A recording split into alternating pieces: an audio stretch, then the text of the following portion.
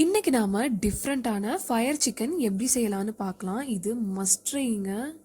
இதை நான் இன்னைக்கு ஓடிஜியில் செஞ்சுருப்பேன். இதை பேன் ஃப்ரை கூட பண்ணிக்கலாம். ஃபர்ஸ்ட்டு இதோட மேரினேஷனுக்காக நான் ஒரு 1/2 kg சிக்கன் எடுத்திருக்கேன். இதுக்கு 1 ஸ்பூன் சில்லி பவுடர், 1 ஸ்பூன் உப்பு, ஒரு 1/2 ஸ்பூன் ஜீரக பொடி, 1 spoon red chilli flakes, 1 spoon vinegar, 1 spoon soya sauce,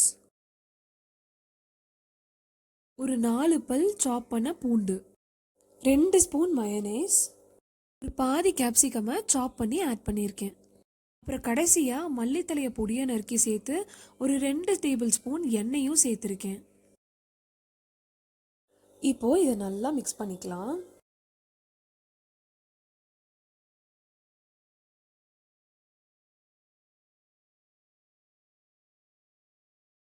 இந்த சிக்கனை குக் பண்ணுறதுக்கு நான் 200 டிகிரி டெம்பரேச்சர் செட் பண்ணியிருந்தேன். ஃபர்ஸ்ட் பிகினிங்கில் நான் 20 மினிட்ஸ்க்கு வச்சுருந்தேன். அதுக்கப்புறமேல் நான் ஒரு 10 மினிட்ஸ் ஆட் பண்ணிக்கிட்டேன். இன் பிட்வீனில் நான் சிக்கனை நான் திருப்பி போட்டிருக்கேன். மொத்தமாக நான் இந்த சிக்கனை 30 மினிட்ஸ்க்கு குக் பண்ணியிருக்கேன். அதுக்கு முன்னாடி ஒரு 5 மினிட்ஸ் நான் ஓடிஜியை ப்ரீஹீட் பண்ணிக்கிட்டேன்.